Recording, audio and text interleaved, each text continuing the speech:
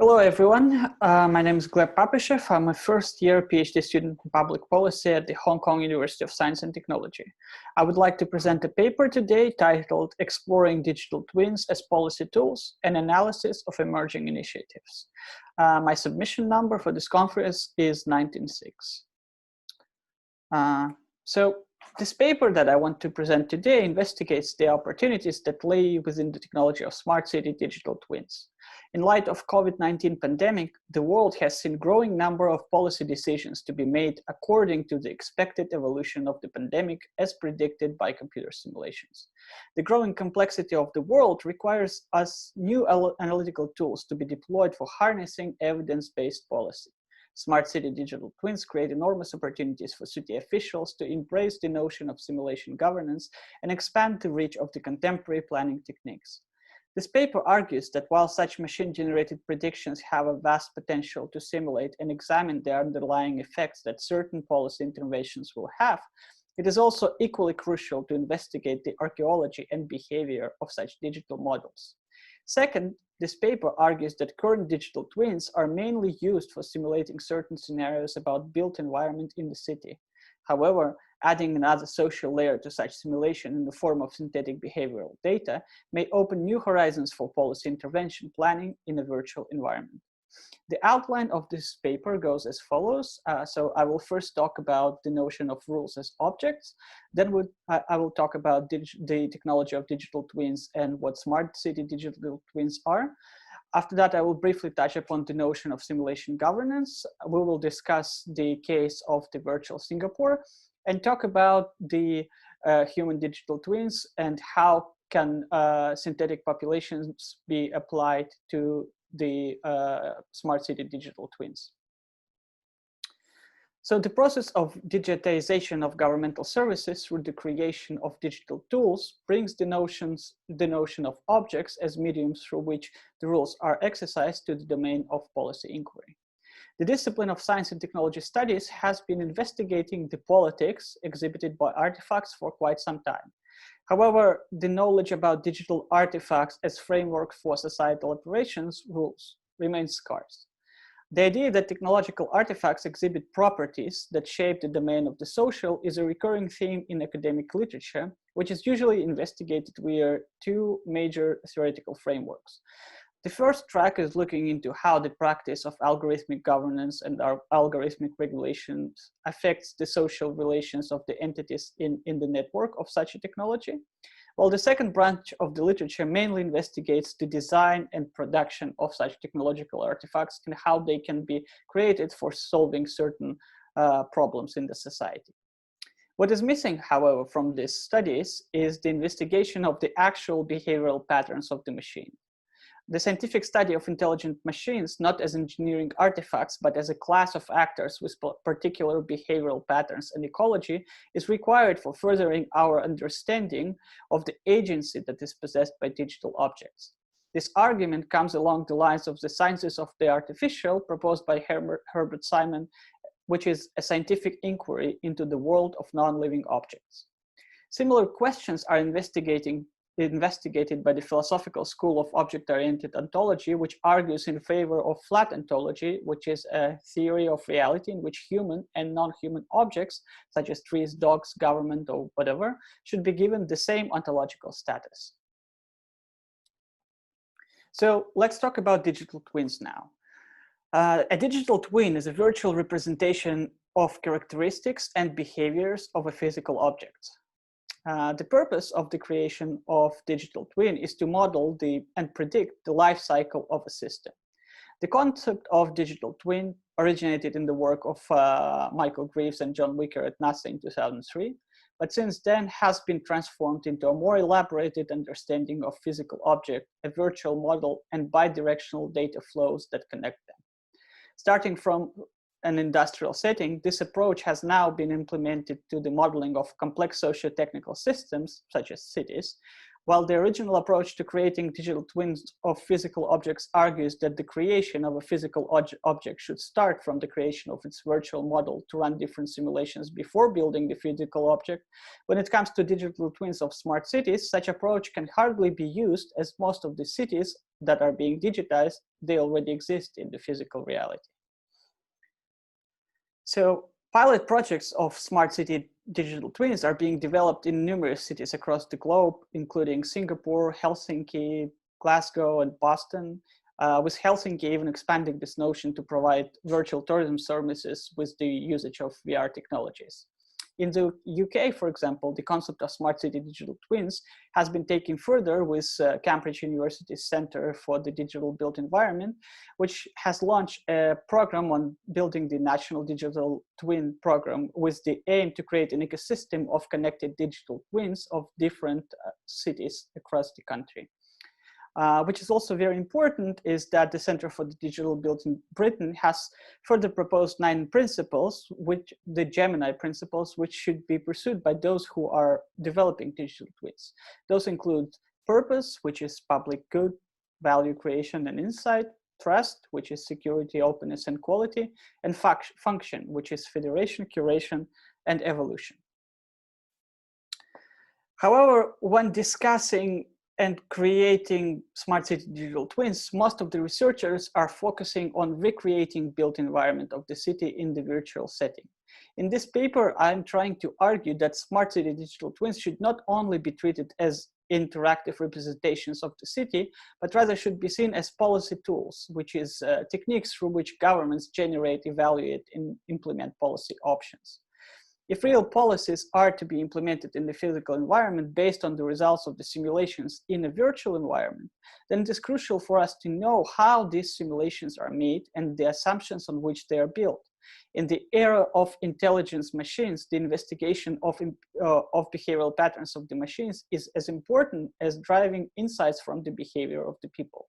Thus, by providing infrastructure for what-if modeling, the virtual objects, which are digital twins in our case, are becoming avatars of the policies that they're trying to simulate, bringing us back to the ideas of object-oriented ontology, a discussion of the agency possessed by non-human objects. So let's take a look at the example of virtual Singapore. Well, virtual Singapore is one of the most advanced projects in the field of smart city digital twins.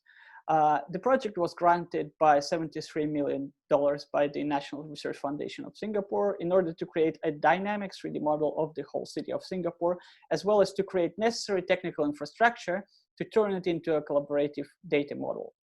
The data ecosystem of virtual Singapore includes data from government agencies, 3D maps, information from the internet, and the data from the Internet of Things ecosystem of the city. The capabilities of the project include virtual experimentation. So for example, one can conduct the visualization of mobile internet coverage areas in order to determine its weak points in the city. It can be used as a virtual test bedding, but for example, run simulations on crowd dispersion during emergency situation. Planning and decision making is also a part of the platform, which allows Virtual Singapore to provide plenty of resources for the development of analytical applications about the data from the city. And finally, it can be used as a tool for research and development, as the researchers are allowed to investigate the opportunities associated with these projects. So what seems missing, however, from the current application of smart city digital twins and what can generate additional value for the technology to be turned into a comprehensive policy tool is a social layer of the city model. Currently, there are several projects that are trying to create human digital twins which can replicate human behavior in a social setting. Similar human digital twin population can be added to already existing models of smart city digital twins, as it can provide a more accurate representation of populations' behavioral patterns when applied to the city scale. However, such approach may require the usage of personal behavioral data of city residents, which may raise certain legal and ethical concerns with regards to the intervention into personal life and data privacy. One way of solving this issue can be found in generating synthetic data. In broad understanding, synthetic data are artificial data which have characteristics similar to real data. Mainly currently used in the cases where the real data are sensitive, it can also be used for replicating missing data and augmentation of artificial data with the real data. The scope of such an approach exceeds pure privacy concerns, as it can also be turned into a tool for generating data about a phenomenon or a product which does not yet exist. So this fact can be especially relevant to policymakers working with smart city digital twins, as data may simply not yet exist for some of the policy proposals that they want to test in a virtual environment of a smart city digital twin.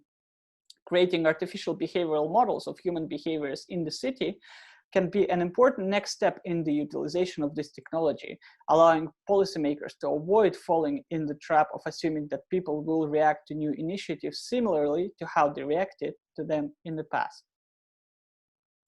One step further in creating and utilizing human digital twins for counterfactual simulations of policy scenarios can be taken by applying the methodology of data labeling labor currently actively exercised by the technological corporations. Such services ask employees to conduct simple tasks which cannot be executed by computers for creation of data on which machine learning algorithms will be trained in the future.